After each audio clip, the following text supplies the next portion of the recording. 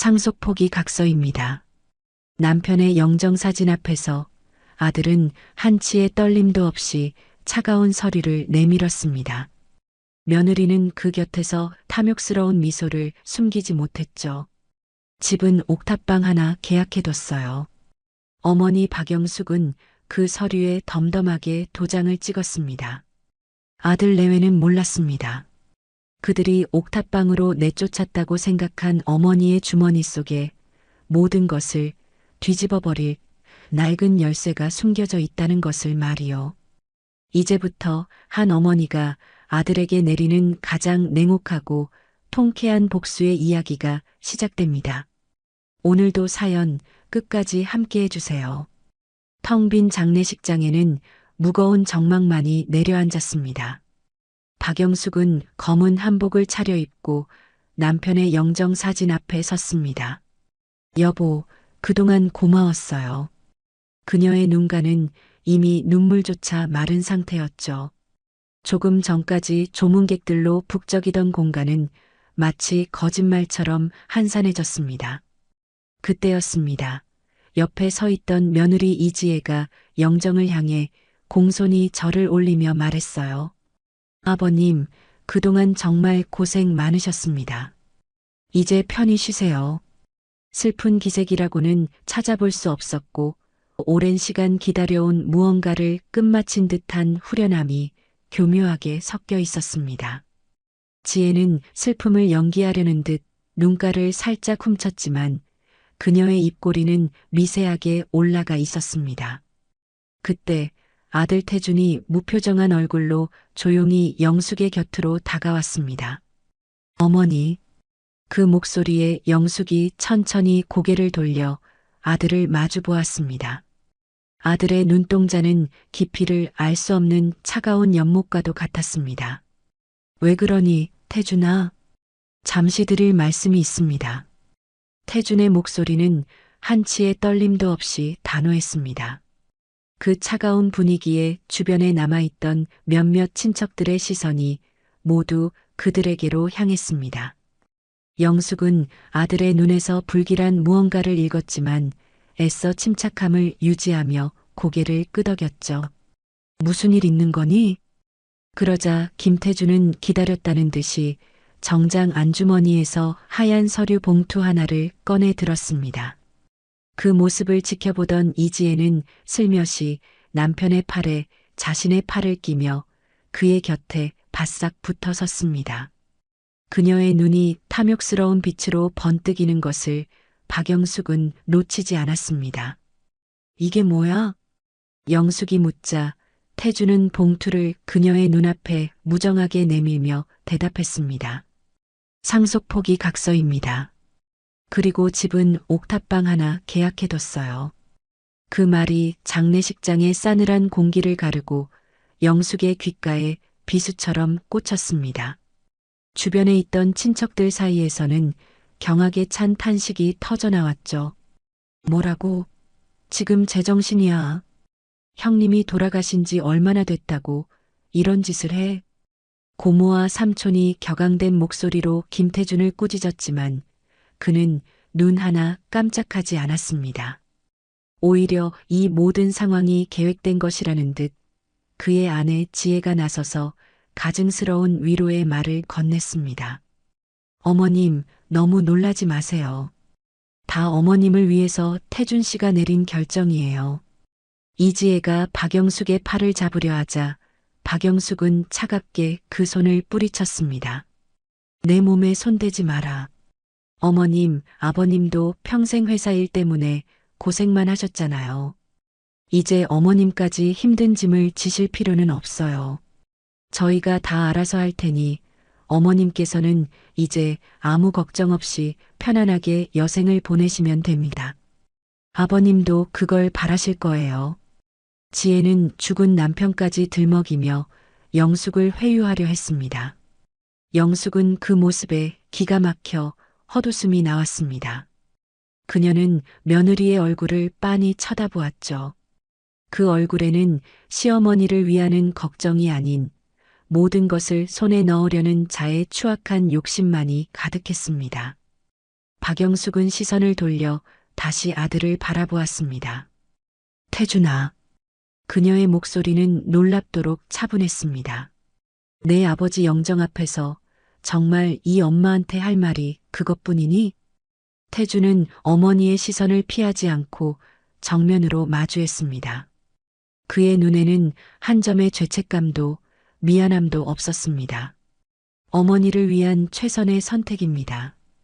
더 이상 복잡하고 힘든 일에 신경 쓰지 마시고 이제는 쉬십시오.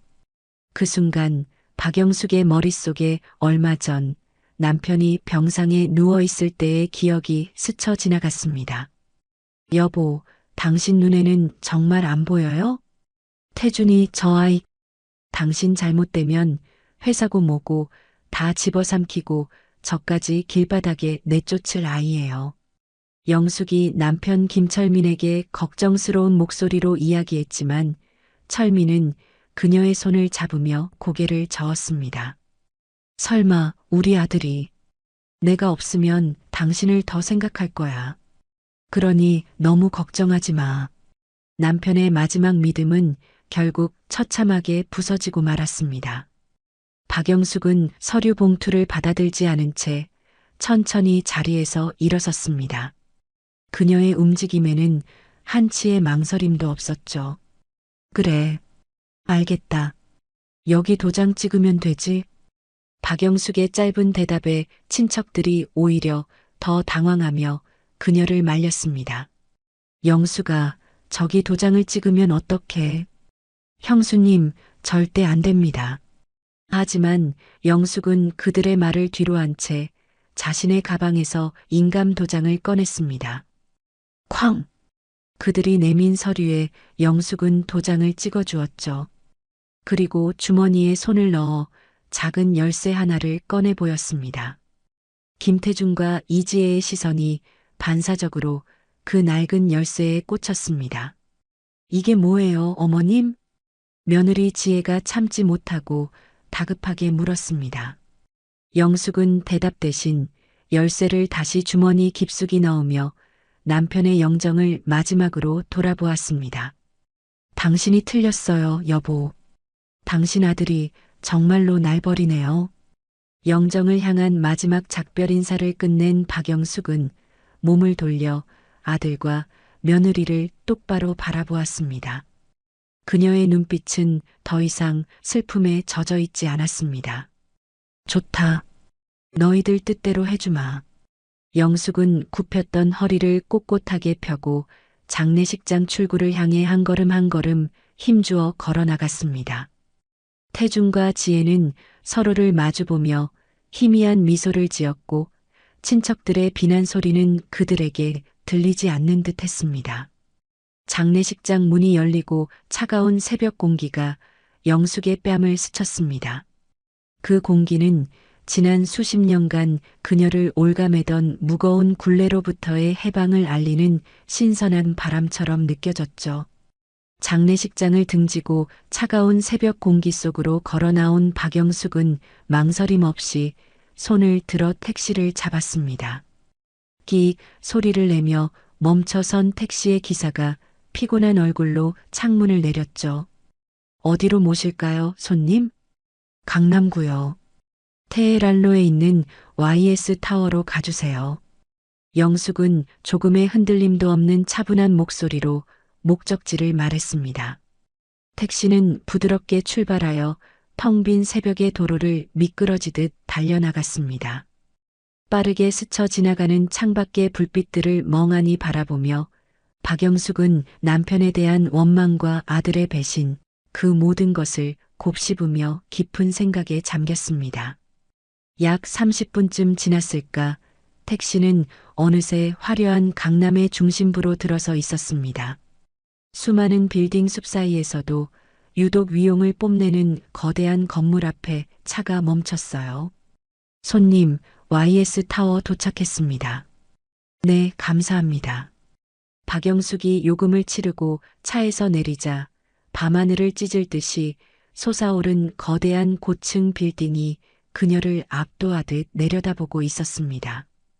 50층 높이의 통유리로 된 이 건물은 남편의 회사 일신그룹과는 전혀 다른 그녀만의 것이었습니다. 박영숙이 익숙하게 정문으로 향하자 야간 근무 중이던 경비원이 소스라치게 놀라며 달려 나와 허리를 숙였습니다.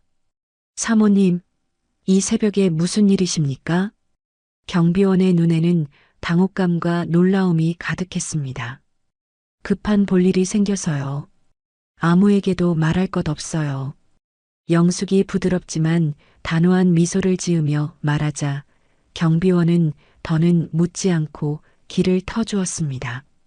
웅장한 로비를 가로지른 박영숙은 직원들이 사용하는 일반 엘리베이터가 아닌 구석에 숨겨진 개인 엘리베이터로 향했습니다. 익숙하게 비밀번호를 누르고 지문을 인식시키자 띵 하는 소리와 함께 문이 스르륵 열렸죠. 엘리베이터는 조금의 흔들림도 없이 최고층을 향해 솟아올랐습니다. 50층에서 문이 열리자 장례식장의 침울한 분위기와는 완전히 다른 세상이 펼쳐졌습니다. 서울의 야경이 파노라마처럼 펼쳐지는 통유리창과 최고급 가구들로 채워진 호화로운 펜트하우스가 나타난 것이죠. 영숙은 거실을 지나 가장 안쪽에 있는 서재로 들어섰습니다. 한쪽 벽면을 가득 채운 책장이 그녀의 지적 편력을 보여주는 듯 했습니다. 그녀는 망설임 없이 책장의 특정 부분으로 다가가 셰익스피어 전집 중 한 권을 살짝 당겼습니다. 그러자 위잉 하는 기계음과 함께 거대한 책장이 옆으로 미끄러지며 숨겨진 공간이 드러났고 그 안에는 사람 키만 한 대형 금고가 묵직하게 자리하고 있었습니다. 박영숙은 정장 주머니에서 작은 열쇠 하나를 꺼냈습니다. 바로 장례식장에서 아들과 며느리의 서슬 퍼런 탐욕을 확인하고 다시 집어넣었던 바로 그 열쇠였습니다. 사실 그 금고 열쇠는 장례식이 끝나면 아들과 며느리에게 이야기해주려 했던 그녀의 재산이었죠. 열쇠를 꽂고 다이얼을 맞추자 철컥하는 소리와 함께 두꺼운 금고 문이 열렸습니다. 금고 내부는 그야말로 그녀가 수십 년간 쌓아 올린 비밀의 역사였습니다. 수많은 차명법인 서류들과 해외 투자 계약서, 그리고 강남 일대의 금싸라기 땅과 건물들의 등기부등본이 빈틈없이 정리되어 있었어요. 남편의 사업과는 별개로 오직 그녀의 힘으로 이룩한 결과물들이었죠. 영숙은 금고 가장 깊숙한 곳에서 자그마한 벨벳 상자를 꺼내 들었습니다. 상자를 열자 그 안에는 세월의 흔적이 묻어나는 낡은 만년필 한 자루가 고이 누워 있었습니다. 낡은 만년필을 손에 쥐자 수십 년 전의 기억이 어제 일처럼 생생하게 떠올랐습니다.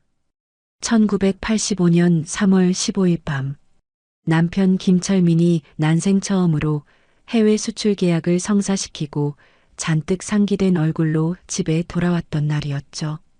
여보, 내가 드디어 해냈어. 우리 일신무역이 드디어 세계로 나아가는 첫걸음을 뗐어. 남편은 어린아이처럼 기뻐하며 그녀 앞에서 덩실덩실 춤까지 추었습니다. 그리고는 작은 선물 상자를 그녀에게 내밀었죠. 이거 받아. 당신이 밤새 자료 정리해주고 서툰 영어로 바이어들 설득하는 것까지 도와줬잖아. 당신이 없었으면 어림도 없었을 거야. 앞으로 이 만년필로 더 크고 대단한 계약서들에 당신이 직접 서명해. 그때의 약속과 꿈은 모두 부서진 조각처럼 흩어져 버렸습니다. 남편은 이제 세상에 없고 하나뿐인 아들은 그녀의 모든 것을 빼앗으려 칼을 겨누고 있었습니다. 영숙은 서재의 푹신한 의자에 몸을 기댔습니다. 내가 평생을 바쳐 당신과 회사를 위해 모든 걸 희생했는데 결국 내게 돌아온 건 아들의 배신이라니. 씁쓸한 독백이 그녀의 입에서 흘러나왔습니다. 이 YS 타워는 남편의 돈 한 푼 들어가지 않은 온전히 그녀의 것이었습니다. 친정에서 물려받은 약간의 땅을 판 종잣돈을 시작으로 남다른 투자 감각으로 수십 년에 걸쳐 이뤄낸 결과물이었죠. 남편이 사업에만 몰두할 때 그녀는 밤을 새워 세계 경제를 공부했고 환율의 변동과 부동산 시장의 흐름을 정확히 꿰뚫었습니다. 남편조차 그 존재를 모르는 수많은 비밀 계좌를 통해 자산을 불려왔던 겁니다. 영숙은 금고에서 두꺼운 파일 하나를 더 꺼내 펼쳤습니다. 파일의 첫 장에는 YS 타워 소유권 증서라고 적혀 있었고 등기부등본 소유주란에는 박영숙 세 글자가 선명하게 박혀 있었습니다. 내가 이 빌딩의 존재를 말했으면 너희들은 더 날카로운 칼을 내게 들이밀었겠지. 차가운 목소리가 서재의 공기를 갈랐습니다. 영숙은 만년필을 다시 벨벳 상자에 넣고 금고 문을 닫고 서재 창가로 걸어가 반짝이는 강남의 야경을 내려다보았습니다. 저 수많은 불빛 아래 아들과 며느리는 승리를 예감하며 축배를 들고 있을지도 모를 일이었죠. 창에 비친 자신의 결연한 모습을 바라보며 박영숙은 나지막이 다짐했습니다. 그래, 이제부터가 진짜 시작이야. 영숙이 YS 타워에서 조용한 전쟁을 다짐한 지 사흘이 흘렀습니다. 그리고 오늘 아들 태준과 며느리 지혜는 서초동의 대형 법무법인 회의실에 마주 앉아 유언장 개봉을 기다리고 있었죠. 태준이 손목시계를 힐끗 보며 나지막이 불평했습니다. 변호사는 왜 이렇게 안 오는 거야? 약속 시간에서 10분이나 늦었잖아. 그의 초조함과 달리 지혜는 손거울로 자신의 화장을 고치며 여유롭게 대꾸했어요. 급할 건 뭐 있어, 여보. 어차피 이제 다 우리 건데.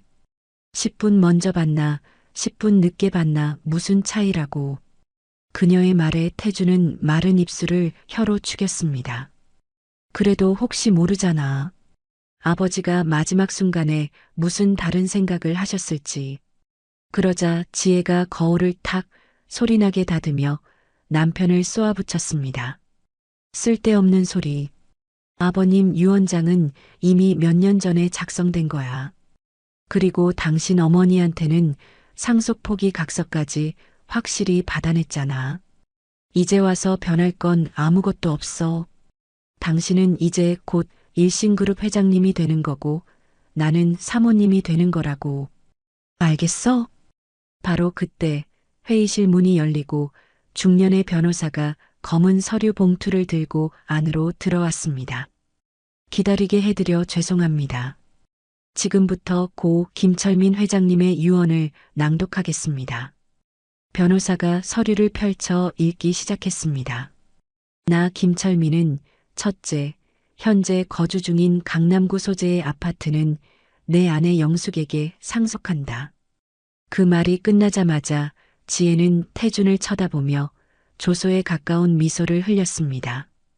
태준 역시 입꼬리를 살짝 올리며 고개를 끄덕였죠. 두 사람은 이미 어머니의 상속 포기 각서 때문에 그 아파트가 자신들의 것이나 다름없다고 확신하고 있었습니다. 변호사는 계속해서 유언을 읽어내려갔습니다. 둘째, 경기도에 위치한 선상과 셋째, 현금 자산 30억 원은 아내 영숙에게 상속한다. 현금 30억이라는 말에 지혜의 입꼬리가 살며시 올라갔죠. 저 어마어마한 돈 역시 인감도장이 찍힌 각서 한 장이면 남편의 재산이 되니까요. 그녀는 마치 자기 통장에 돈이 꽂힌 것처럼 만족스러운 표정을 감추지 못했습니다. 그리고 드디어 가장 중요한 마지막 항목이 남았습니다. 넷째, 내가 보유한 일신무역의 지분 중 5%를 아들 태준에게 상속한다. 네, 다시 한번 말씀해 주시겠습니까? 이번에는 태준이 먼저 반응했습니다. 그는 자신의 귀를 의심하며 변호사에게 되물었죠. 지혜 역시 싸늘하게 굳은 얼굴로 변호사를 쏘아보았습니다. 지금 5%라고 하셨습니까? 회사 전체 지분의 5% 말입니다. 네, 유언장에는 그렇게 명시되어 있습니다. 1심 무역 지분 5%가 김태준 씨에게 상속되는 재산의 전부입니다. 순간 회의실의 공기가 얼어붙었습니다. 지혜가 자리에서 벌떡 일어나 테이블을 손으로 내리치며 소리쳤습니다. 말도 안 돼. 그럼 나머지 95%는 어디로 갔다는 말입니까? 유언장에는 나머지 지분에 대한 언급이 일절 없습니다. 아마 회장님께서 생전에 다른 방식으로 변호사의 말이 채 끝나기도 전에 지혜는 태준의 팔을 잡아 끌고 회의실을 박차고 나갔습니다. 차에 오르자마자 태준이 분을 사귀지 못하고 핸들을 주먹으로 내리쳤습니다. 아버지, 도대체 무슨 생각이셨던 거야? 진정해, 여보. 여기서 흥분하면 우리만 손해야. 지혜는 의외로 침착했습니다. 그녀는 차갑게 가라앉은 목소리로 계획을 말하기 시작했죠. 일단 아파트랑 현금 30억은 상속 포기 각서 내밀면 바로 우리 손에 들어와. 그건 식은 죽 먹기야. 변호사 시켜서 내일 당장 법원에 신고하라고 해. 그녀의 말에 태준이 고개를 들었습니다. 진짜 문제는 나머지 95% 주식이야. 아버지가 그걸 허공에 날리셨을 리는 없고 분명 어머님이 손을 쓴 거라고. 어쩐지 상속 포기각서에 도장을 너무 쉽게 찍는다 했어. 지혜의 눈이 번뜩였습니다. 집에 가자. 집에 가서 어머님 방을 샅샅이 뒤지는 거야. 현금이나 폐물이 목표가 아니야. 주식을 어디에 숨겼는지 알 수 있는 단서, 차명계좌 내역이나 비밀 계약서 같은 거. 집에 도착하자마자 두 사람은 영숙의 방을 헤집어 놓기 시작했습니다. 두 사람의 목표는 명확했습니다. 숨겨둔 주식의 행방을 알 수 있는 비밀 장부나 계약서였죠. 하지만 아무리 뒤져도 나오는 것은 낡은 옷가지와 사진첩뿐이었습니다. 태주는 바닥에 흩어진 낡은 가계부 하나를 집어들었습니다. 수십 년간 영숙이 직접 기록한 생활비 내역이 빽빽하게 적혀 있었어요. 도대체 어디로 간 거야? 95%는. 그 모습을 본 지혜가 가계부를 낚아채며 악을 썼습니다. 그러니까 더 수상하잖아. 이렇게 아낀 돈으로 전부 주식을 사서 우리 몰래 숨겨둔 게 틀림없다고. 그럼 이제 어떡해? 단서가 하나도 없는데. 태준이 절망적으로 소리치자 지혜의 눈에 섬뜩한 빛이 스쳤습니다. 걱정 마. 일단 내일 당장 포기 각서부터 가정법원에 신고해서 아파트랑 현금부터 뺏어오자. 그리고 어머님 직접 만나서 주식을 어디에 숨겼는지 알아내면 돼. 지혜는 엉망이 된 방을 둘러보며 싸늘하게 말했습니다. 유언장이 공개된 다음 날 아침은 거짓말처럼 맑았습니다. 태준과 지혜는 어젯밤의 분노는 잊은 듯 승리자의 여유를 만끽하며 서초동 법원 청사로 향했죠. 지혜의 손에 들린 서류 봉투 안에는 영숙의 인감도장이 찍힌 상속 포기 각서가 들어 있었습니다. 저 종이 한 장이면 모든 것이 끝날 것이라 확신했습니다. 가정법원 민원실 번호표를 뽑고 잠시 기다린 두 사람은 자신만만한 표정으로 창구로 향했습니다. 지혜가 서류 봉투를 창구 직원에게 척 내밀며 말했어요. 상속 포기 신고하러 왔는데요. 여기 서류입니다. 무표정하던 직원이 서류를 보더니 고개를 들고 물었습니다. 상속 포기하시는 분 성함이 박영숙 씨 맞으신가요? 네, 저희 어머니요. 그러자 직원은 서류를 두 사람 쪽으로 다시 밀어내며 딱 잘라 말했습니다. 어머님 본인이 직접 오셔야 합니다. 대리 접수는 불가능합니다. 지혜의 얼굴이 순간 굳었습니다. 그녀는 애써 미소를 지으며 다시 말했죠. 아니, 여기 어머니 인감도장이랑 위임 서류까지 다 있잖아요. 연세도 있으시고 몸도 안 좋으셔서 저희가 대신 온 거예요. 안 됩니다. 직원의 목소리는 단호했습니다. 상속 폭이나 한정 승인 같은 중요한 신분 행위는 본인의 진정한 의사가 가장 중요합니다. 따라서 법원에 반드시 직접 출석해서 본인 의사를 확인하고 신고하셔야 합니다. 아드님이시라도 절대 대신할 수 없는 부분입니다. 직원은 더 이상 볼 일 없다는 듯 다음 번호표를 불렀습니다. 주변 사람들이 웅성거리며 쳐다보는 시선에 지혜와 태준의 얼굴이 시뻘겋게 달아올랐습니다. 두 사람은 망신을 당한 채 법원 청사를 쫓겨나듯 빠져나와야 했습니다. 감히 일개 공무원 따위가 우리를 무시해? 차에 타자마자 지혜가 분을 사귀지 못하고 소리쳤습니다. 태준이 핸들을 잡으며 말했죠. 진정해. 법이 그렇다는데 어쩌겠어. 변호사부터 찾아가 보자. 두 사람은 곧장 지혜가 미리 알아둔 서초동의 가장 비싼 법무법인으로 향했습니다. 최고급 가죽 소파에 앉아 잠시 기다리자 잘 차려입은 중년의 변호사가 들어와 맞은편에 앉았습니다. 지혜는 자초지종을 설명하며 인감도장이 찍힌 각서를 테이블 위에 올려놓았습니다. 변호사는 서류를 꼼꼼히 살피더니 안경을 벗어닦으며 입을 열었습니다. 사모님, 법원 직원의 말이 맞습니다. 상속 포기는 서류 한 장으로 끝나는 일이 아닙니다. 어머님께서 직접 법원에 출두하셔야만 효력이 발생합니다. 그럼 이 각서는 그냥 휴지 조각이란 말이에요? 휴지 조각은 아닙니다. 변호사가 의미심장한 미소를 지었습니다. 이것은 상속을 포기하겠다는 강력한 법적 약속입니다. 만약 어머님께서 법원 출두를 거부하신다면 저희는 이 각서를 근거로 약속을 이행하라는 소송을 제기할 수 있습니다. 승소 가능성은 매우 높습니다만 변호사는 잠시 말을 끊었다가 이었습니다. 아시다시피 소송은 시간과 비용이 꽤 드는 싸움입니다. 어머님께서도 변호사를 선임해서 대응하시면 몇 년이 걸릴 수도 있습니다. 몇 년이라는 말에 태준의 얼굴이 굳어졌습니다. 변호사는 바로 그 표정을 읽었다는 듯 몸을 앞으로 기울이며 나지막이 말했죠. 그래서 보통 이런 경우에는 소송을 유리하게 이끌기 위한 다른 압박 카드도 함께 준비합니다. 압박 카드요? 네. 혹시 어머님께서 외부에 알리고 싶지 않은 비밀이나 저희가 모르는 다른 재산 관계가 있습니까? 상대의 약점을 알아야 가장 빠르고 확실하게 이길 수 있습니다.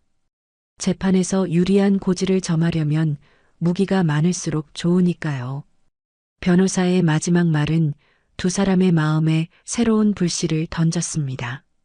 단순히 약속을 이행받는 차원을 넘어 어머니의 모든 것을 파헤쳐야 한다는 생각에 사로잡혔죠. 법무법인을 나오는 두 사람의 얼굴에는 아까와는 다른 종류의 차가운 결의가 서려 있었습니다.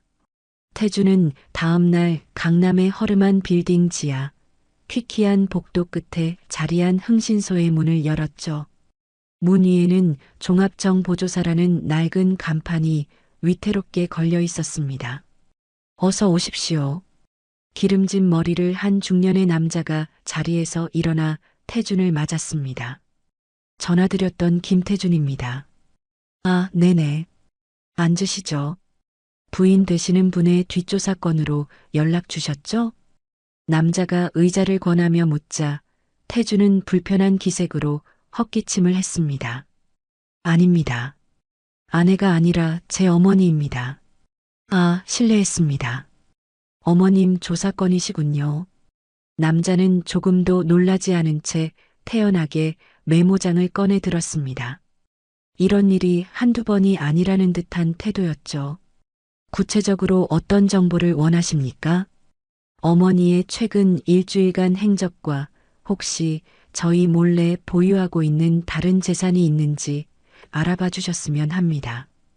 남자는 계산기를 두드리며 사무적으로 말했습니다. 착수금은 선불로 500만 원입니다.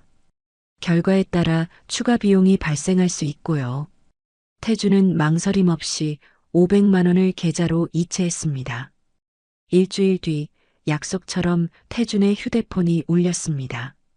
조사 완료됐습니다. 사무실로 오시죠. 태준은 지혜와 함께 다시 그 흥신소를 찾았습니다. 남자는 두 사람을 보자마자 두툼한 서류 파일을 테이블 위에 올려놓았어요. 결과가 아마 꽤 놀라우실 겁니다. 남자가 의미심장한 미소를 지으며 말했습니다. 지혜가 참지 못하고 다급하게 물었죠. 뭘 알아냈는데요? 숨겨둔 땅이라도 있었나요?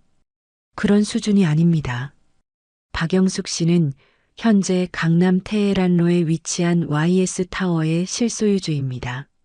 네, 뭐라고요? 태준이 자리에서 벌떡 일어나며 소리쳤습니다. 지혜 역시 믿을 수 없다는 얼굴로 되물었죠. YS 타워요? 그 꼭대기에 레스토랑 있는 50층짜리 빌딩 말인가요? 남자는 말없이 파일에서 여러 장의 사진을 꺼내 테이블 위에 펼쳤습니다. 사진 속에는 영숙이 건물의 개인 엘리베이터 앞에서 비밀번호를 누르고 지문을 인식시킨 뒤 최상층 펜트하우스로 올라가는 모습이 선명하게 담겨 있었어요. 그리고 이건 해당 건물의 등기부등본 사본입니다.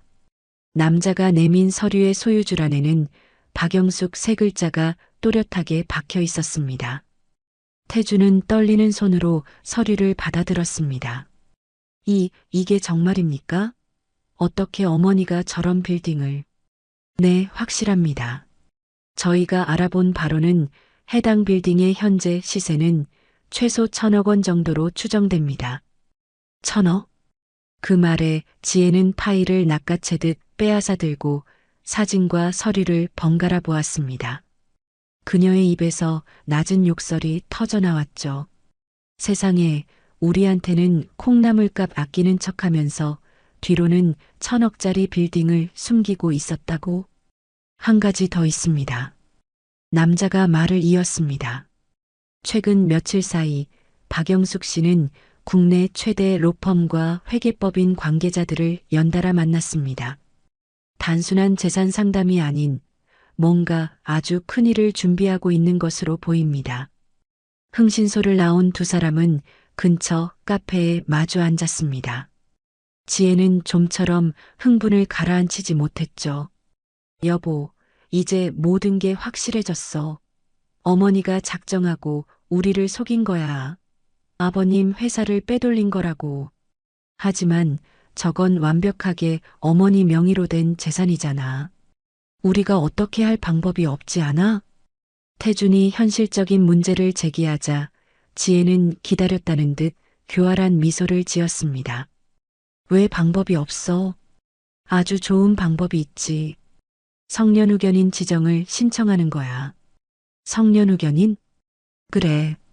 남편을 잃은 충격으로 고령의 어머니가 판단력이 흐려져서 1,000억 원이나 되는 재산을 비정상적으로 처분하려 한다고 법원에 주장하는 거지. 자산과 어머니를 보호하기 위해 아들인 당신을 후견인으로 지정해달라고 말이야. 태준의 눈이 커졌습니다. 그게 가능해? 가능하고 말고.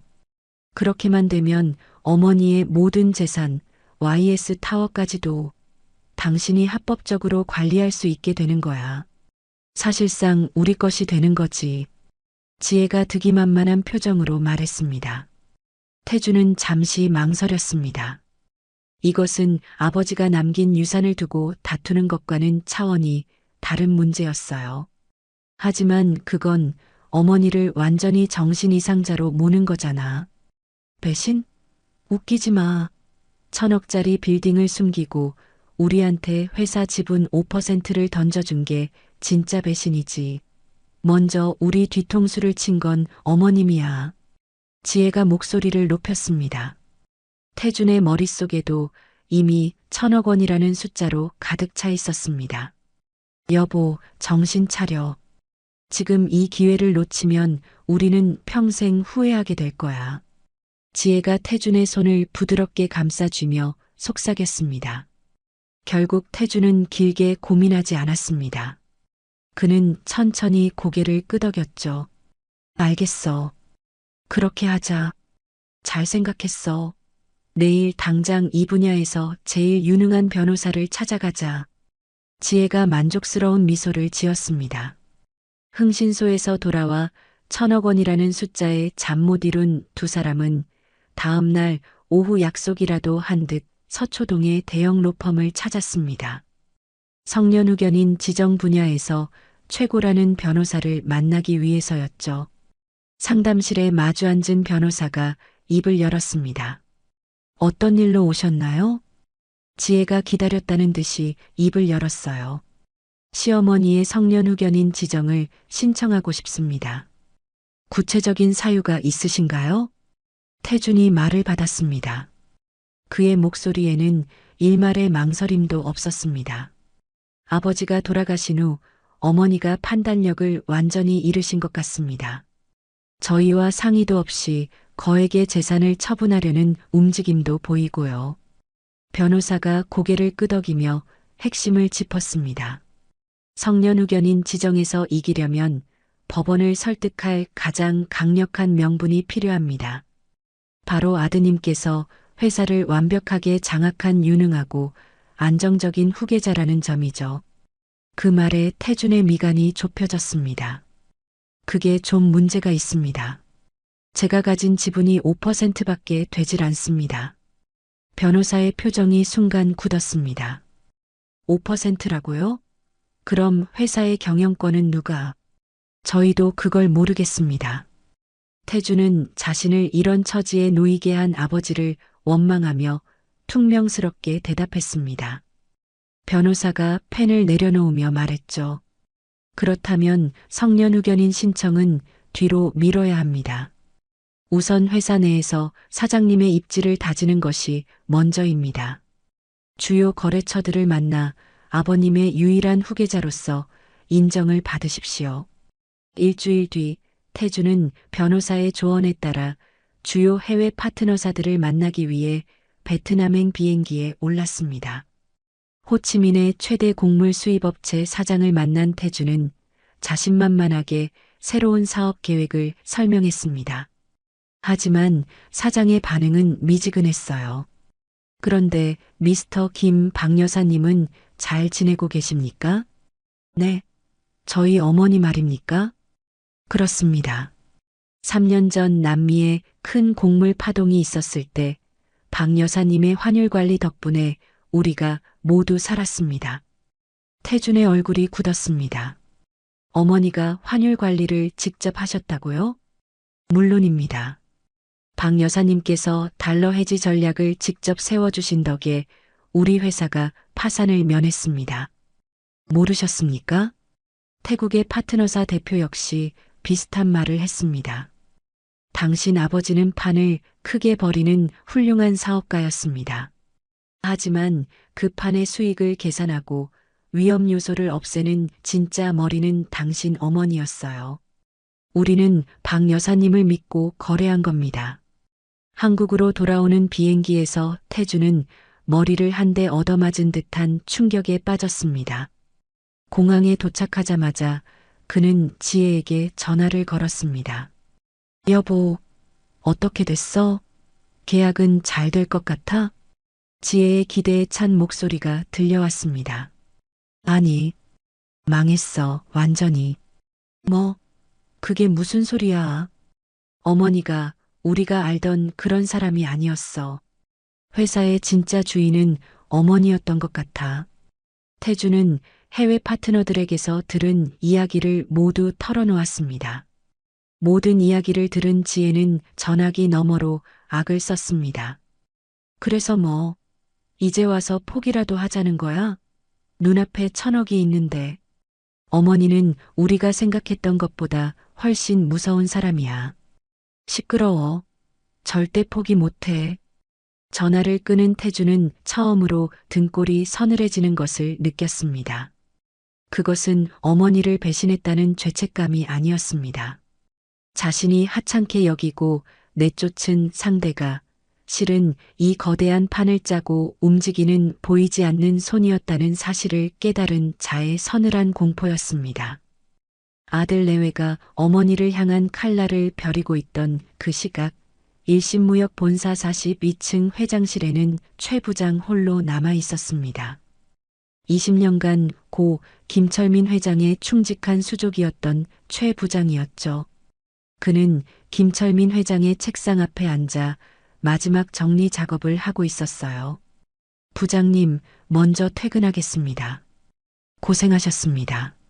마지막까지 남아 야근하던 직원이 인사를 건네자 최 부장은 피곤한 얼굴로 손을 흔들어 보였습니다. 네, 어서 들어가요. 조심하고. 텅 빈 사무실에 다시 정막이 흘렀습니다. 최 부장은 깊은 한숨을 내쉬며 의자에 등을 기댔습니다. 그의 손길이 닿는 모든 물건에 지난 20년간의 세월과 회장에 대한 존경심이 묻어나는 듯 했어요.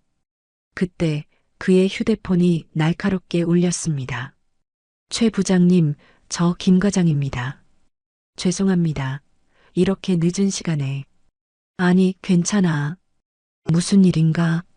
전화기 너머로 들려오는 김 과장의 목소리는 다급하고 심각했습니다. 부장님께만 긴급하게 드릴 말씀이 있습니다. 혹시 태준 전무님 관련해서 이상한 소문 못 들으셨습니까? 김 전무? 무슨 소리야? 전무가 지금 박영숙 사모님을 상대로 성년후견인 지정 소송을 준비하고 있다고 합니다. 뭐라고? 최 부장은 자신도 모르게 자리에서 벌떡 일어났습니다. 전화기 너머의 말은 그야말로 청천벽력과도 같았죠. 확실한 정보인가? 네. 대형 로펌에 다니는 제 대학 동기가 직접 알려준 정보입니다. 이미 소장까지 준비하고 있답니다. 전화를 끊은 최 부장은 그대로 의자에 주저앉았습니다. 김 과장의 충격적인 말은 그의 머릿속에 잠들어 있던 6개월 전의 기억을 날카롭게 끄집어냈습니다. 회장이 병상에서 마지막 힘을 쥐어짜내던 바로 그날의 기억을요. 어두운 병실 안 산소호흡기 소리만이 가득했습니다. 앙상하게 마른 철민이 힘겹게 최 부장의 손을 잡았죠. 최 부장, 나는 내 아들을 믿고 싶네. 회장의 목소리는 금방이라도 부서질 것처럼 떨리고 있었습니다. 회장님, 너무 무리하지 마십시오. 하지만 혹시라도 만에 하나라도 태준이가 제 애미를 내치려고 한다면 회장은 최 부장의 손을 더욱 세게 잡았습니다. 앙상한 뼈의 감촉이 그대로 느껴졌어요. 그때는 잔이가 나의 마지막 방아쇠가 되어주게. 방아쇠라니요, 회장님. 그게 무슨 말씀이십니까? 영숙이가 내가 준 만년필을 가지고 있을 걸세. 자네는 그저 그 사람에게 때가 왔음을 알려주기만 하면 돼. 최 부장은 도무지 그 뜻을 알 수 없었습니다. 만년필이라니요? 내가 첫 수출 계약을 따내고 선물했던 바로 그 만년필 말일세.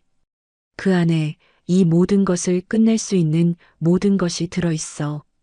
태준이가 선을 넘으면 잔이가 영숙이를 도와주게. 약속해주게, 최 부장. 그 마지막 약속을 끝으로 회장의 의식은 다시 흐려졌습니다.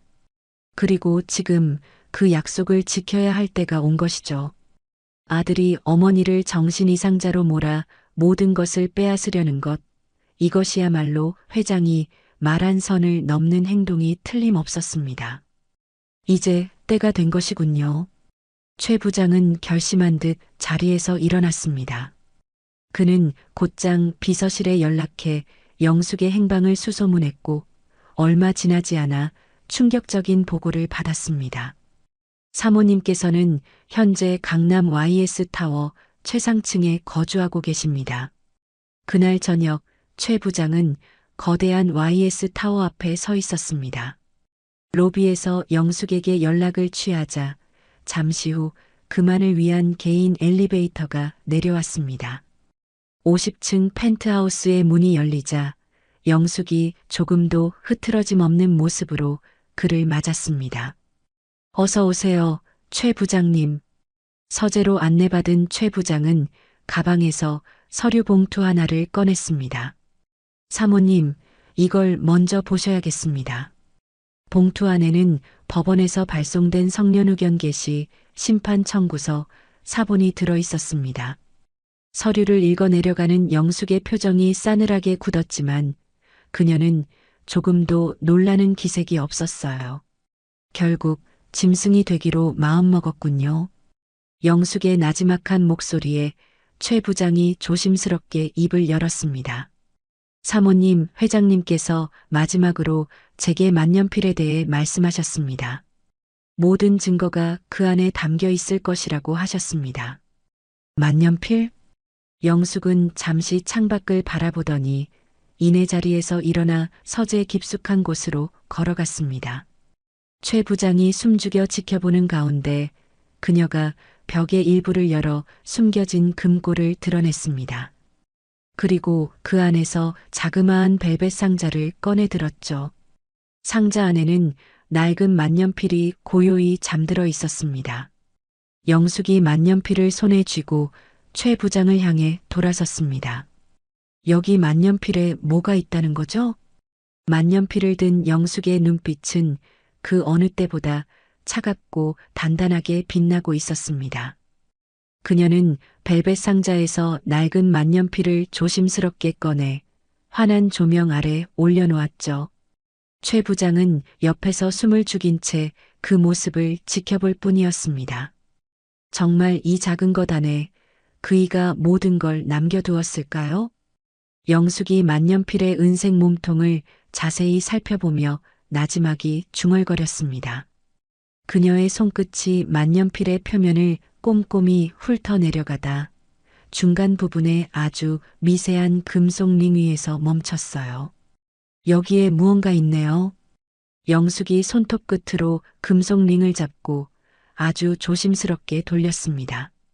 딸깍하는 작은 소리와 함께 굳게 닫혀있던 만년필의 몸통이 두 부분으로 부드럽게 분리되었습니다. 하지만 그 안에는 잉크 카트리지가 아닌 손톱보다도 작은 USB 메모리가 조용히 박혀 있었습니다. 이게 세상에. 최 부장이 놀라움을 감추지 못하고 탄식했습니다. 회장님께서 정말로 모든 걸 준비해 두셨군요.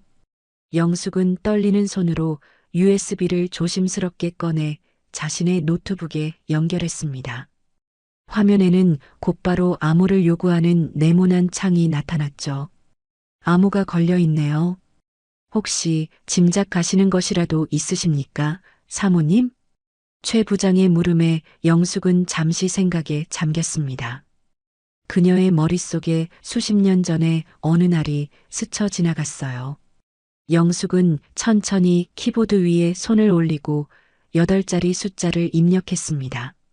1985만 315. 그 날짜는 무슨 의미입니까?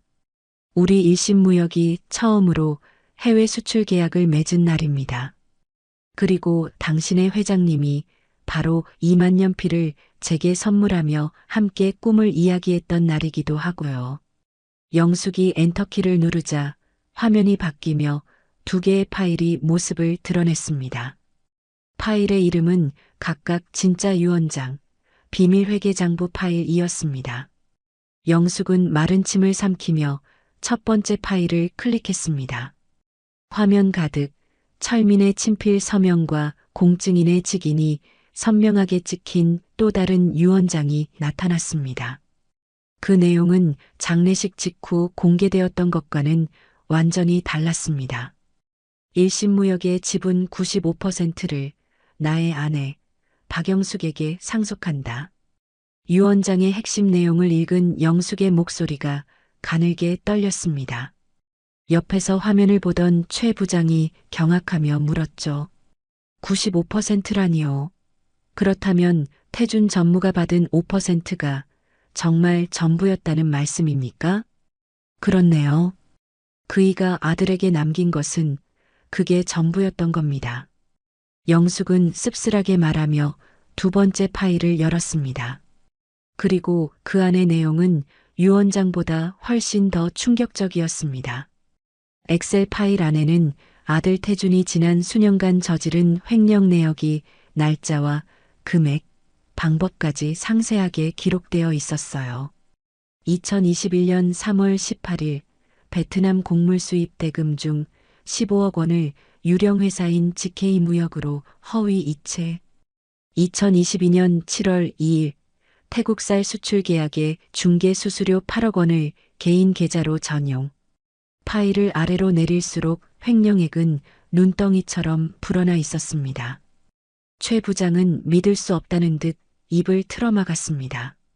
총 횡령 금액이 48억 원에 달합니다. 이걸 회장님께서 전부 알고 계셨단 말입니까? 남편은 모든 걸 알고 있었네요. 파일의 가장 마지막 칸에는 철민이 남긴 짧은 메모가 있었습니다. 사랑하는 영숙에게 미안하오. 나는 아비로서 아들을 끝까지 믿고 싶었소. 하지만 만약을 위해 이 증거들은 남겨두어야만 했소.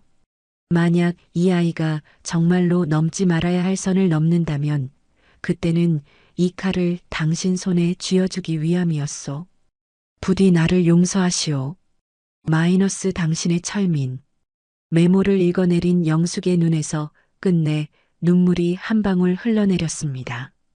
남편이 얼마나 고통스러운 마음으로 이 기록들을 남겼을지 아들을 의심하면서도 끝까지 믿으려 했던 그 마음이 고스란히 전해져 왔기 때문이죠. 이제 어떡하실 생각이십니까, 사모님? 최 부장의 조심스러운 물음에 영숙은 눈물을 닦고 아들이 보낸 성년의견인 지정 청구서를 차갑게 내려다보았습니다. 준비해야죠. 내 아들이 저를 위해 차려놓은 무대에서 제대로 된 연극을 한 편 보여줘야 하지 않겠어요? 연극이라 하시면 빼앗긴 제 회사를 되찾고 진짜 주인이 누구인지 모두에게 똑똑히 알려주는 연극 말입니다. 영숙의 눈빛이 그 어느 때보다 차갑게 빛났습니다. 그녀는 이미 슬픔에 잠긴 아내가 아닌 모든 것을 건 싸움을 준비하는 지휘관의 얼굴을 하고 있었어요. 최 부장님, 혹시 옛날 창립 멤버들과 아직 연락이 가능하신가요? 네, 사모님. 물론입니다. 아직도 몇 분간은 가깝게 지내고 있습니다. 그분들께 이 모든 상황을 설명하고 제 편에 서주시도록 설득해 주십시오. 알겠습니다. 즉시 움직이겠습니다. 일주일 정도면 충분할 것 같습니다. 최 부장이 결연한 표정으로 대답하며 자리에서 일어났습니다. 그런 그의 뒷모습에 영숙이 나지막이 말했죠. 최 부장님, 남편이 마지막으로 당신을 믿고 맡긴 일입니다. 꼭 성공시켜 주세요. 걱정하지 마십시오, 사모님. 회장님의 유지를 목숨 걸고 받들겠습니다. 최 부장이 깊이 고개를 숙이고 떠난 뒤 영숙은 홀로 서재 창가에 섰습니다. 남편이 남긴 마지막 선물이자 가장 아픈 유산인 저 USB가 이제 그녀의 손에서 가장 날카로운 복수의 칼이 될 것이었습니다. YS 타워의 서재, 영숙은 남편이 마지막으로 남긴 USB를 가만히 내려다보았습니다. 이 작은 기억장치 안에는 아들의 추악한 배신과 그것을 알고도 홀로 끌어안아야 했던 한 아버지의 고통스러운 시간이 고스란히 담겨 있었죠. 모든 비극의 씨앗은 지금으로부터 정확히 1년 전 그날 밤에 뿌려졌습니다. 1년 전 늦은 밤 일신무역 42층 회장실에는 약 냄새와 무거운 침묵이 뒤섞여 가라앉아 있었습니다. 책상에 앉아 서류를 넘기는 철민의 얼굴에는 이미 짙은 병색이 완연했지만 서류의 숫자 하나하나를 꿰뚫는 눈빛만큼은 여전히 날카롭게 살아있었죠. 그때 사무실 문이 조심스럽게 열리고 아들 태준이 안으로 들어섰습니다. 그는 평소의 오만한 기세는 온데간데 없이 고개를 푹 숙인 죄인의 모습으로 아버지 앞에 섰습니다. 아버지, 부르셨습니까? 태준의 목소리는 불안하게 떨리고 있었습니다. 철민은 아무 말 없이 책상 위에 있던 두꺼운 서류 뭉치 하나를 아들 앞으로 밀어냈습니다. 서류의 표지에는 GK 무역 거래 내역 및 자금 흐름 분석이라고 적혀 있었어요. 그것은 태준이 몇 년간 유령 회사를 통해 회사 자금을 빼돌린 모든 거래 내역과 증거들이었습니다. 서류를 확인한 태준의 얼굴이 순식간에 새하얗게 질려버렸습니다. 아버지, 이건 네가 한 짓 전부 다 알고 있다. 철민의 목소리는 분노보다 깊은 절망감에 잠겨 차갑기 그지없었습니다. 그 한마디에 태주는 그 자리에서 그대로 무릎을 꿇고 말았죠. 아버지, 죄송합니다. 내 엄마는 네가 이런 짓을 저지르고 다니는 걸 꿈에도 모를 게다.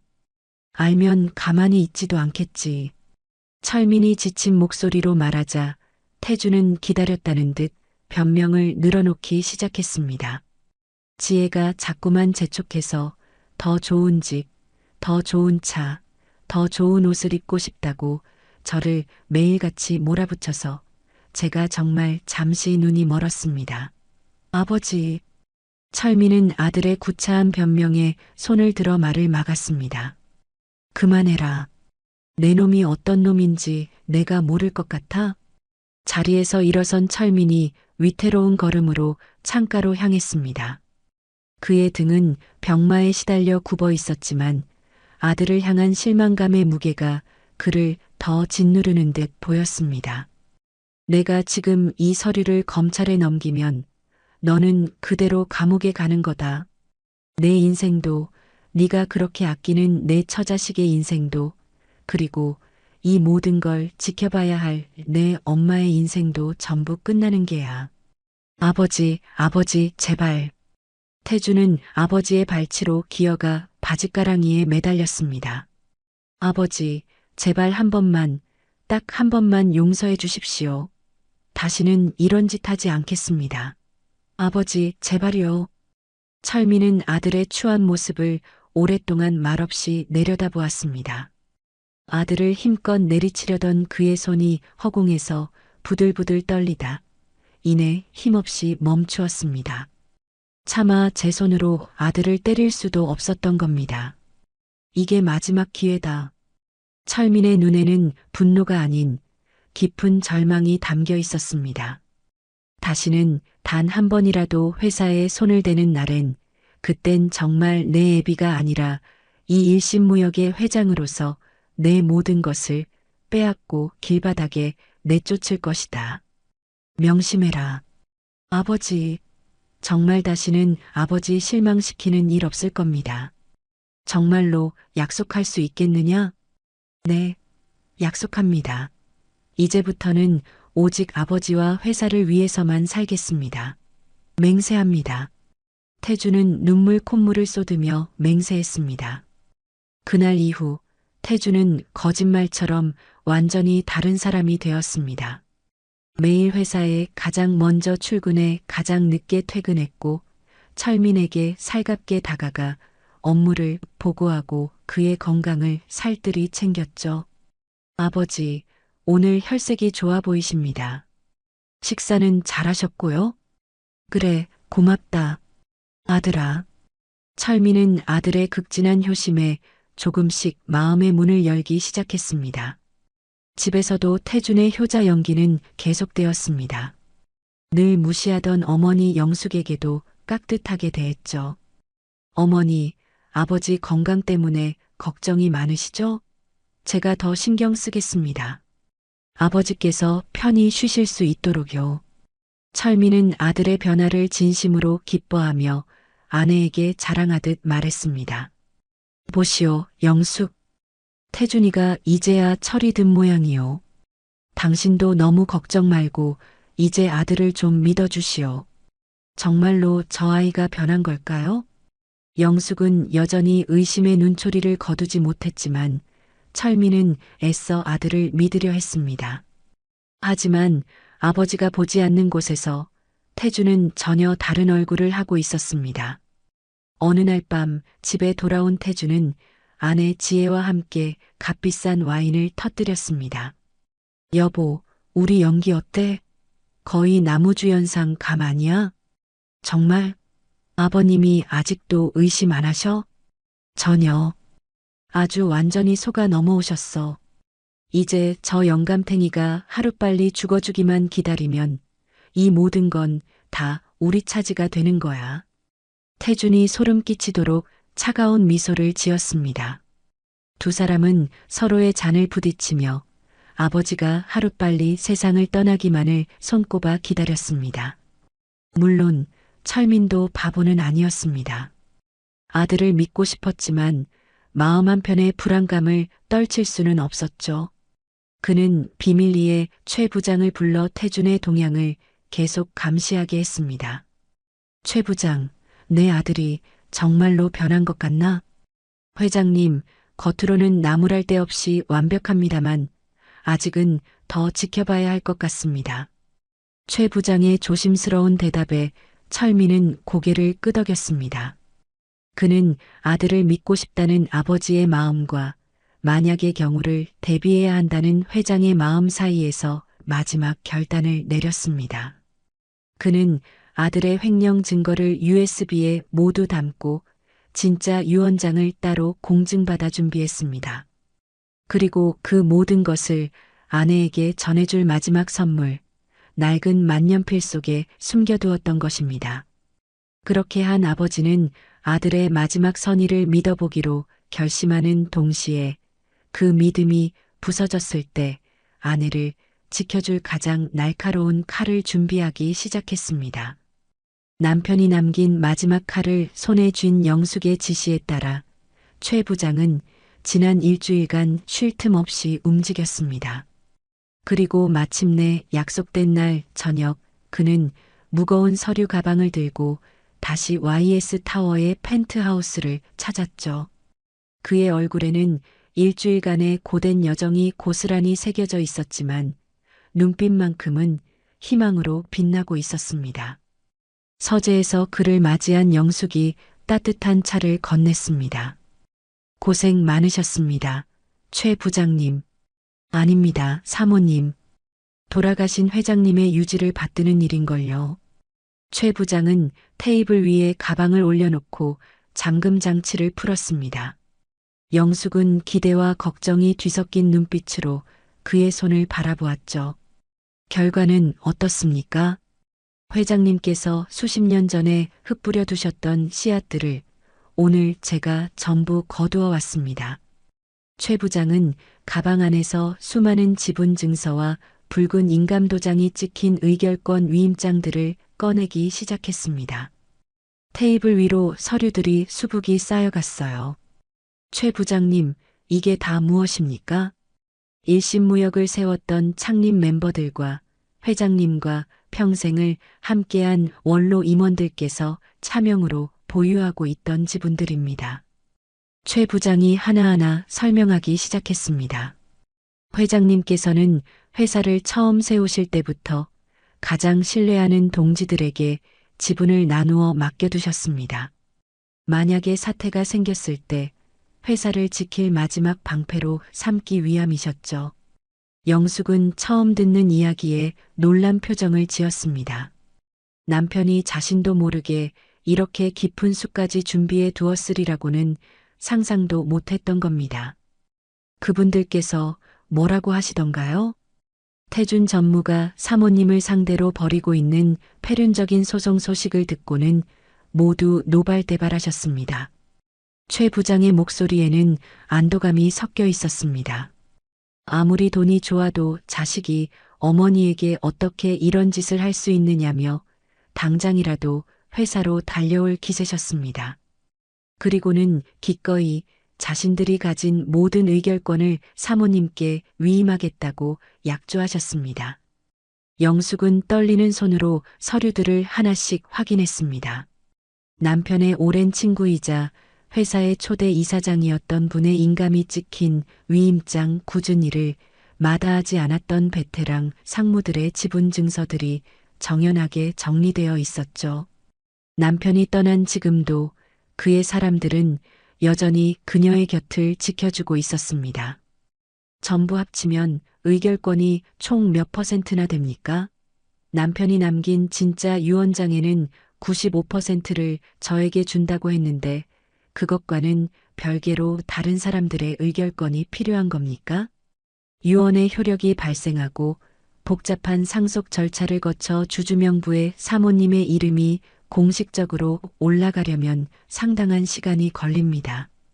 지금은 그분들의 의결권이 필요한 때입니다.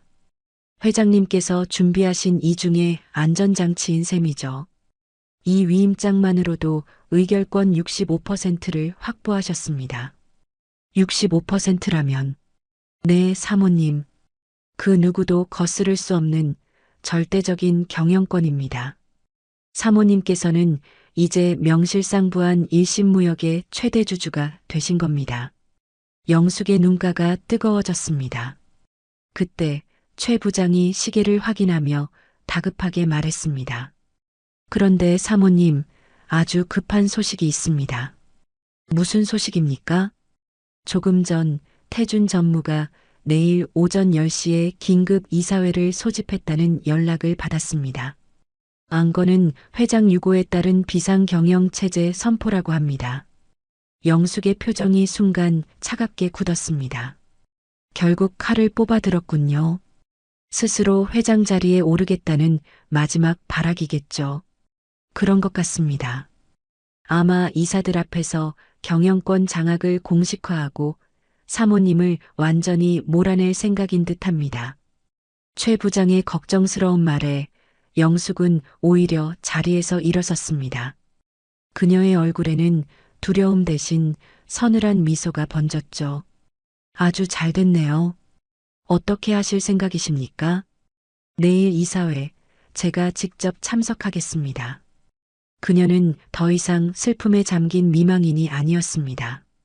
최 부장님, USB에 있는 모든 자료를 발표 자료로 만들어주세요. 진짜 유언장과 아들의 횡령 증거, 그리고 원로들의 의결권 위임장까지 전부 다요.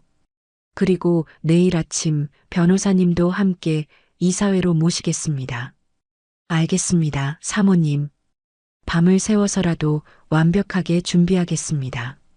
모든 지시를 마친 영숙은 서재 창가로 걸어가 칠흑 같은 어둠 속에서 보석처럼 빛나는 강남의 야경을 내려다보았습니다. 제 남편은 이런 날이 오지 않기를 마지막까지 바랐을 겁니다. 그래서 마음이 너무 아프네요.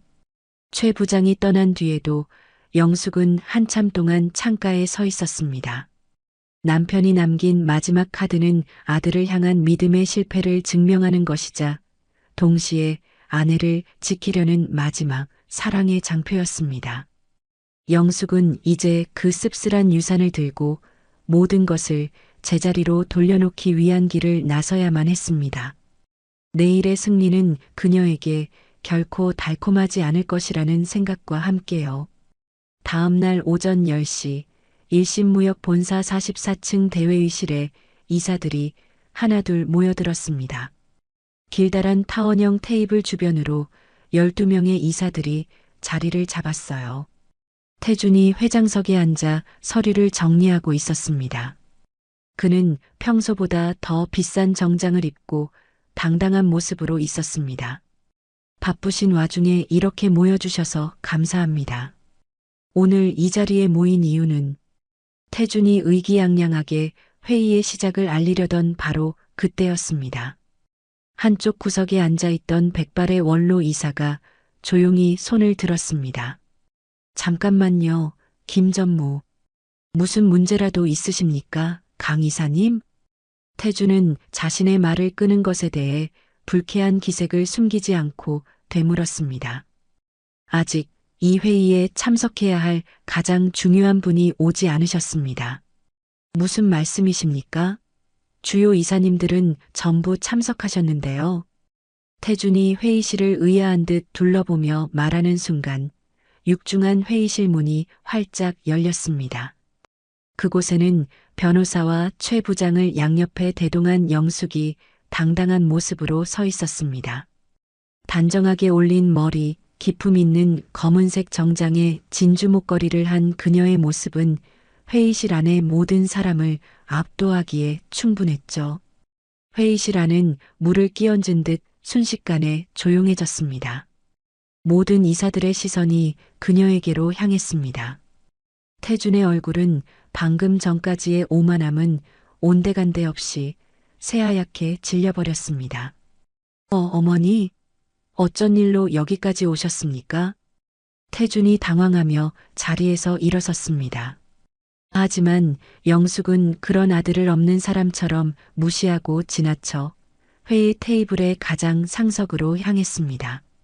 이사들은 모두 자리에서 일어나 깍듯하게 허리를 숙였죠. 안녕하십니까? 사모님, 안녕하십니까? 인사가 오가는 어수선한 분위기 속에서 태준이 다급하게 외쳤습니다. 어머니, 이건 이사회입니다. 관계없는 분은 관계없는 분? 영숙이 아들을 차갑게 바라봤어요. 영숙의 변호사가 서류 뭉치를 테이블 위에 올려놓았습니다. 박영숙 사모님은 1심 무역의 최대 주주입니다. 변호사가 또렷한 목소리로 말했어요. 뭐라고요? 태준이 놀라며 소리쳤습니다. 변호사가 서류를 이사들에게 나눠주기 시작했습니다. 이 서류들을 확인해 보시기 바랍니다. 이사들이 서류를 받아보며 웅성거렸습니다. 이게 진짜 유언장인가요? 한 이사가 놀라며 물었어요. 네, 김철민 회장님의 친필 서명과 공증이 완료된 정식 유언장입니다. 변호사가 확신에 찬 목소리로 대답했습니다. 김태준이 서류를 낚아채며 확인했어요. 거기에는 분명히 1심 무역 지분 95%를 아내 박영숙에게 상속한다고 적혀 있었습니다. 이건 가짜입니다. 공개된 유언장과 다르잖아요. 태준이 소리쳤어요. 공개된 유언장이 가짜입니다. 변호사의 차분한 대답과 동시에 최 부장이 회의실에 대형 스크린을 켰습니다. 이제부터는 더 중요한 진실을 보여드리죠. 스크린에 나타난 것은 태준의 이름으로 정리된 비밀 회계장부였습니다. 변호사가 레이저 포인터로 화면을 가리키며 하나씩 읽어내려가기 시작했어요. 2021년 3월 18일 베트남 곡물 수입 대금 15억 원 횡령. 2022년 7월 2일 태국 쌀 수출 중개 수수료 8억 원 개인 계좌로 불법 이체. 이사들의 얼굴이 점점 굳어갔습니다. 태준은 책상을 주먹으로 치며 발악했습니다. 거짓말. 전부 조작된 자료야. 누가 이런 음해를. 조작이라고?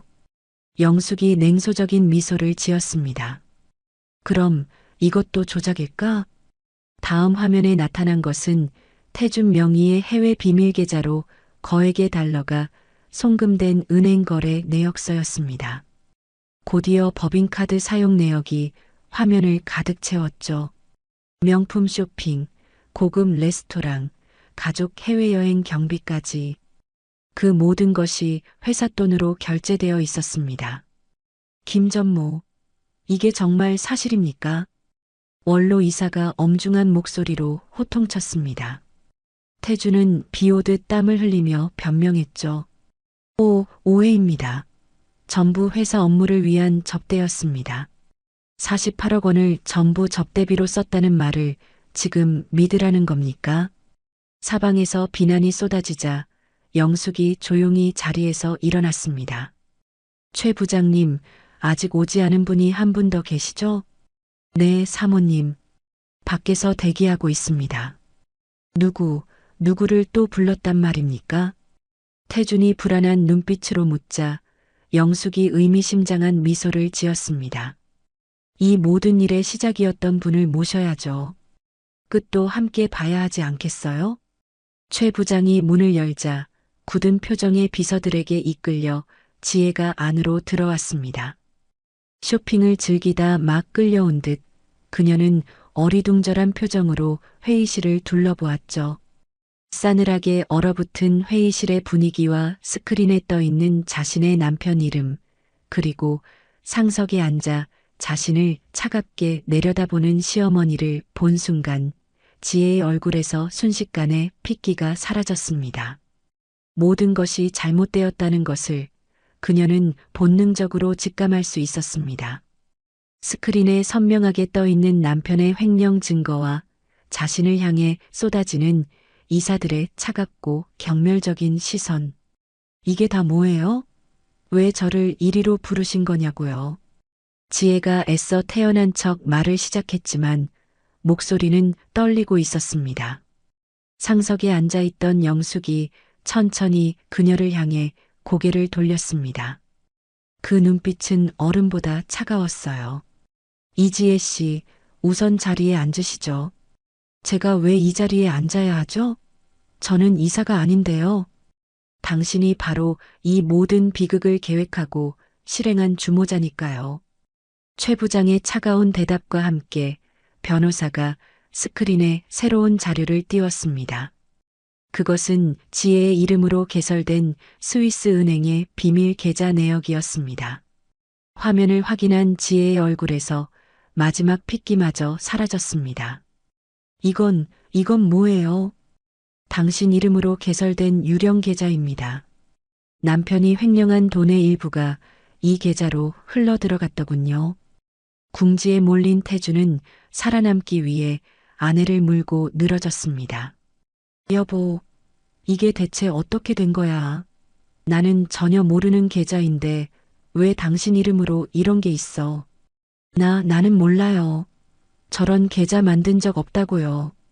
지혜가 필사적으로 부인했지만 입금 날짜와 금액까지 명시된 증거는 너무나도 명확했습니다. 영숙은 더 이상 그들의 추한 모습을 볼 가치도 없다는 듯 이사들을 향해 말했습니다. 여러분, 이제 모든 상황이 명확해졌다고 생각합니다. 원로 이사가 깊은 한숨을 내쉬며 고개를 끄덕였습니다. 네, 사모님. 저희의 판단이 짧았습니다. 이제 영숙은 판결을 내리는 판사처럼 무릎 꿇은 아들과 며느리를 차갑게 내려다보았습니다. 이제부터 내가 제시하는 조건을 잘 들으세요. 조건이라니요? 첫째, 김태주는 그동안 횡령한 회사 자금 48억 원을 전액 변상할 것. 영숙이 손가락을 하나씩 펴며 말했습니다. 둘째, 이 자리에서 이지혜와 즉시 이혼할 것. 뭐라고요? 이혼이라니 말도 안 돼요. 지혜가 벌떡 일어나 악을 썼지만 영숙은 아랑곳하지 않았습니다. 셋째, 이지혜에게는 위자료는 물론 재산 분할 한 푼도 지급할 수 없습니다. 넷째, 만약 이 조건들 중 하나라도 거부한다면 두 사람 모두 업무상 횡령 및 배임죄의 공범으로 즉시 검찰에 고소하겠습니다. 모든 것을 잃게 된 지혜는 이성을 잃고 영숙에게 달려들 기세로 소리쳤습니다. 이 늙은 여우, 당신이 뭔데 우리 부부를 갈라놔. 당신이야말로 1,000억짜리 빌딩이나 숨겨놓고 우리를 속였잖아. 1,000억짜리 빌딩이라는 말에 이사들이 술렁이기 시작했습니다. 그게 무슨 말입니까, 사모님? 영숙은 조금도 당황하지 않고 담담하게 대답했습니다. 아, YS 타워 말인가 보군요. 맞습니다. 하지만 그 건물은 남편의 회사 돈과는 단 한 푼도 관계가 없습니다. 제가 30년간 친정에서 물려받은 재산과 개인적인 투자 안목으로 이룬 제 개인 자산입니다. 그렇다면 그 돈은 저희 상속 재산이 아니란 말이에요? 지혜가 절망적인 목소리로 묻자 영숙은 어이없다는 듯 대답했습니다. 당연한 소리를 하는구나. 내 남편의 재산이 아닌데 왜 너네들이 상속을 받는 거지? 지혜의 마지막 희망마저 산산조각 나는 순간이었습니다. 변호사는 쐐기를 박듯 지혜 명의의 법인카드 사용 내역을 스크린에 띄웠습니다. 수십 개의 명품 가방, 다이아몬드 목걸이, 최고급 스파 이용 내역이 화면을 가득 채웠죠. 지혜는 더 이상 아무 말도 하지 못하고 그 자리에 주저앉았습니다. 모든 것을 지켜보던 태준이 결국 영숙의 발치에 무릎을 꿇었습니다. 어머니, 어머니, 제가 정말 잘못했습니다. 이제 와서 그 말이 무슨 소용이 있니? 영숙은 차갑게 아들을 내려다보았습니다. 내 아버지를 배신하고 회사를 도둑질하고 그것도 모자라 이 어미를 정신병자로 몰아 모든 것을 빼앗으려 했는데 태주는 고개를 들지 못하고 흐느꼈습니다. 마지막까지 포기하지 못한 지혜가 발악했죠. 이혼은 못해. 법적으로 나도 권리가. 그 순간 변호사가 서류 한 장을 그녀의 눈앞에 내밀었습니다. 이혼을 거부하신다면 이 고발장을 즉시 검찰에 제출하겠습니다. 고발장에는 지혜가 횡령에 가담한 증거들과 법인카드 유용 내역이 상세히 첨부되어 있었습니다. 지혜는 서류를 보자마자 모든 것을 체념한 듯 실성한 사람처럼 웃기 시작했습니다. 영숙이 마지막 조건을 제시했습니다. 다섯째, 이 모든 조건을 받아들인다면 김태주는 내일부터 부산항 물류센터의 말단 사원으로 내려가 밑바닥부터 다시 배우세요. 땀의 가치가 무엇인지 뼈저리게 느껴봐야 할 겁니다. 말단 사원이라니요? 싫으면 지금 당장 아내와 함께 검찰로 가면 됩니다.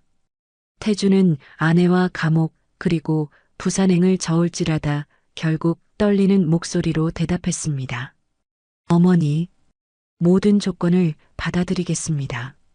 영숙은 이사들을 향해 몸을 돌렸습니다. 그럼 이제 이사회의 공식적인 절차를 진행하겠습니다.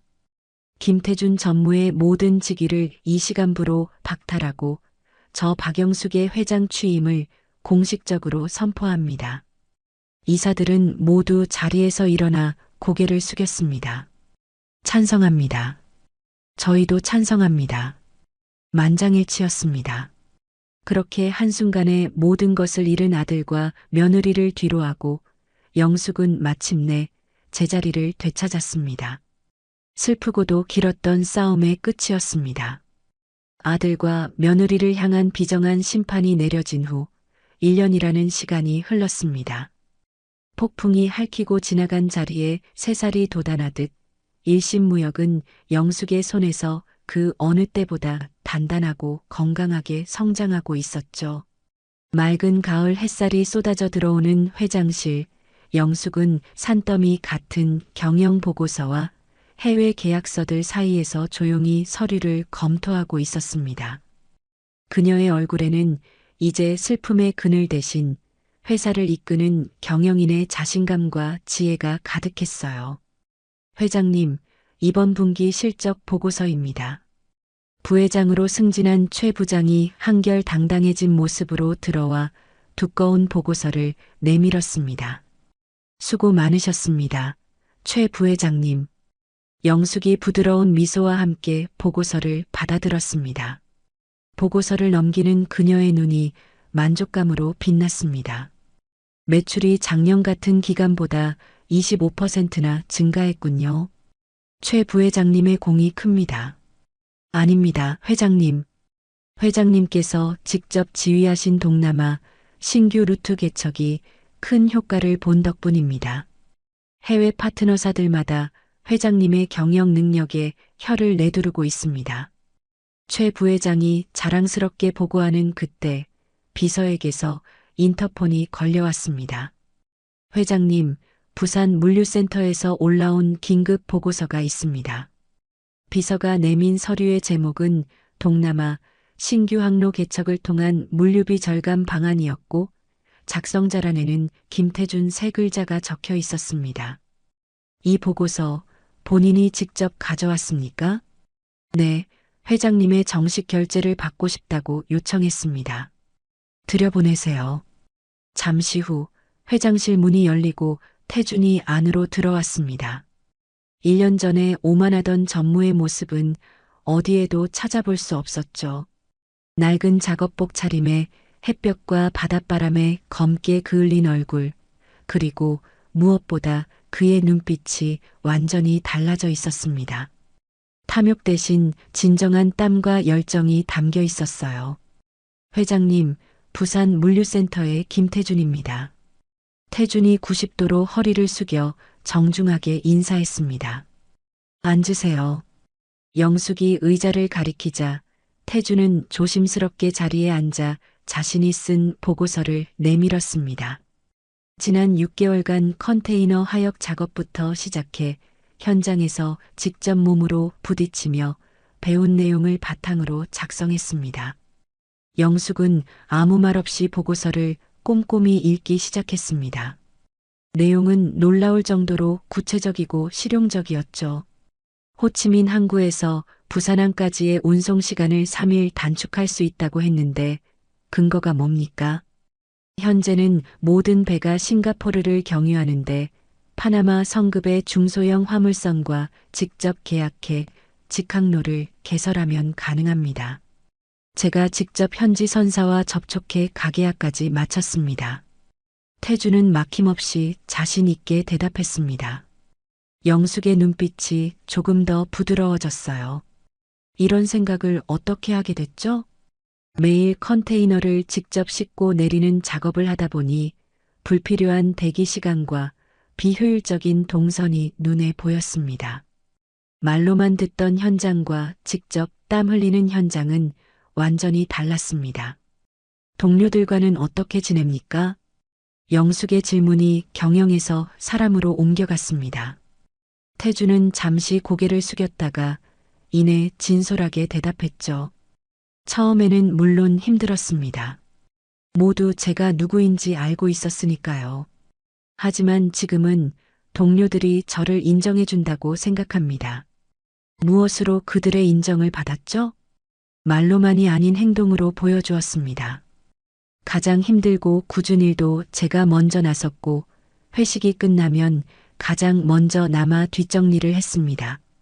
태준의 목소리에는 지난 1년간의 시간이 녹아든 작은 자부심이 담겨 있었습니다. 영숙은 보고서를 조용히 덮고는 펜을 드러맨 앞장에 서명했습니다. 이 보고서 정식으로 승인하겠습니다. 정말입니까, 회장님? 태준의 얼굴이 순간 환하게 밝아졌습니다. 네, 내용이 훌륭해요. 그런데 한 가지 조건이 있습니다. 어떤 조건이든 말씀만 하십시오. 이 프로젝트, 김태준 씨가 직접 책임지고 성공시키세요. 저를 믿고 맡겨주시는 겁니까? 태준은 믿을 수 없다는 표정을 지었습니다.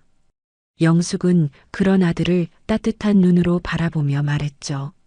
당신이 당신 스스로의 능력과 땀으로 증명해 보였잖아요. 그 순간 태준의 눈에 뜨거운 눈물이 차올랐습니다. 어머니, 회장님, 제가 정말. 영숙이 처음으로 마음을 열고 건넨 말이었습니다. 태준은 끝내 참았던 눈물을 터뜨리며 고개를 숙였습니다. 어머니, 정말 죄송했습니다. 그리고 감사합니다. 과거는 과거일 뿐이에요. 이제 우리는 서로를 믿는 새로운 파트너입니다. 영숙이 손을 내밀자 태준은 망설임 없이 그 손을 마주 잡았습니다. 창밖으로는 아름다운 저녁 노을이 지고 있었습니다. 뒤틀렸던 모든 것이 제자리를 찾은 그 순간 두 사람은 비로소 진정한 가족이 되었습니다. 그 후 지혜는 위자료 한 푼 받지 못한 채 쫓겨나 사치와 허영으로 쌓았던 모든 것을 잃었습니다. 영숙은 재계에서 가장 주목받는 여성 경영인이 되었고 태주는 현장에서 가장 신뢰받는 유능한 관리자로 성장했죠. 일신무역은 마침내 새로운 전성기를 맞이하게 되었습니다.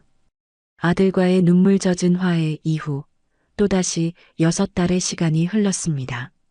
그 사이 일신무역은 영숙의 지휘 아래 비약적인 성장을 거듭했고 그녀의 이름 앞에는 재계의 잔다르크라는 새로운 별명이 붙었죠. YS타워 최상층 서재, 영숙은 막 배달된 경제신문 일면을 흐뭇하게 바라보고 있었습니다. 올해의 경영인 대상 수상 박영숙 회장이라는 제목 아래 환하게 웃고 있는 자신의 사진이 대문짝만하게 실려 있었어요. 회장님, 진심으로 축하드립니다.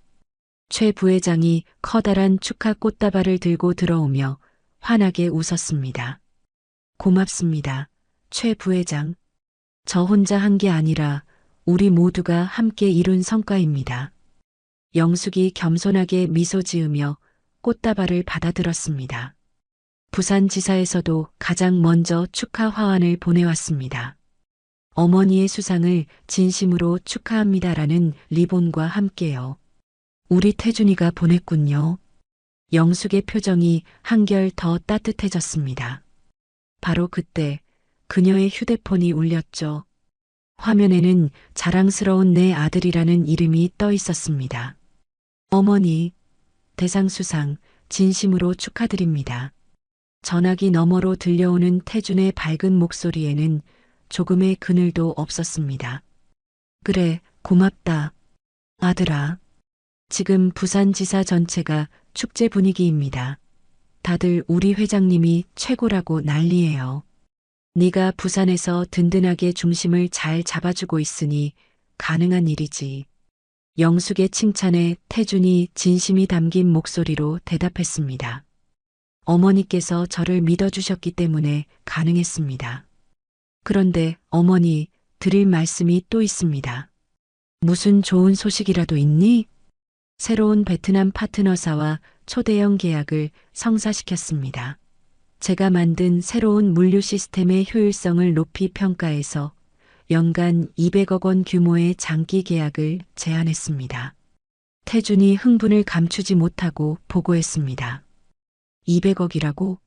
세상에, 정말 잘했다, 아들아. 네가 정말 자랑스럽구나. 영숙은 진심을 다해 아들을 칭찬했습니다. 전화를 끄는 그녀는 천천히 창가로 걸어가 눈부신 서울의 전경을 내려다보았어요. 최 부회장, 당신의 회장님이 지금 이 모습을 보고 있다면 뭐라고 하실까요? 하늘을 올려다보는 영숙의 목소리가 촉촉하게 젖어 있었습니다. 분명, 네, 그럴 줄 알았소. 내 아내와 아들은 분명 해낼 줄 알았소 하시며 누구보다 자랑스러워 하실 겁니다. 최 부회장이 확신에 찬 목소리로 대답했습니다. 영숙은 서재 한쪽에 놓인 남편의 사진을 보며 나지막이 속삭였죠. 여보, 당신 말이 맞았어요. 우리 아들이 이렇게나 훌륭하게 제 몫을 해내고 있네요. 사진 속 철민이 인자한 미소로 화답하는 듯 했습니다. 그때 비서에게서 인터폰이 걸려왔습니다. 회장님, 유력 경제방송국에서 단독 인터뷰 요청이 들어왔습니다. 여성 경영인의 위대한 성공 신화를 주제로 다루고 싶다고 합니다.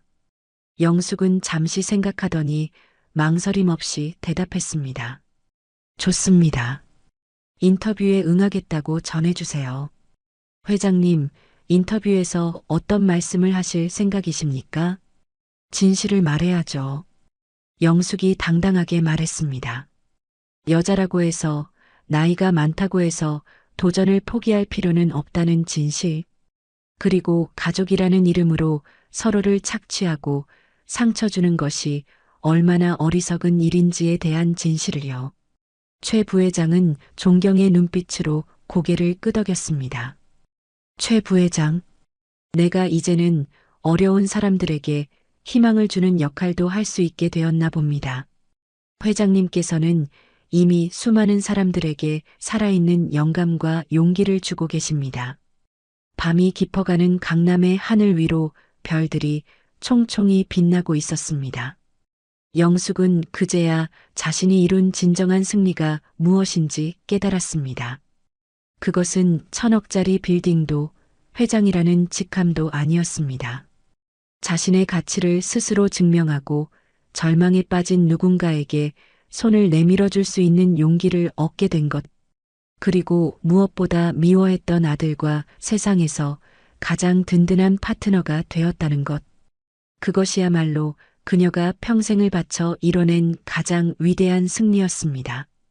오늘 이야기 어떠셨나요? 혹시 끝까지 함께 해주신 분이 계시다면 잘 들었다고 댓글 하나만 남겨주세요. 여러분에게도 따뜻하고 빛나는 날들이 찾아올 거예요. 구독과 좋아요는 다음 이야기를 이어가는 큰 힘이 됩니다. 지금까지 오늘도 사연이었습니다. 더 깊고 따뜻한 이야기로 다시 찾아뵐게요. 편안한 하루 보내세요. 감사합니다.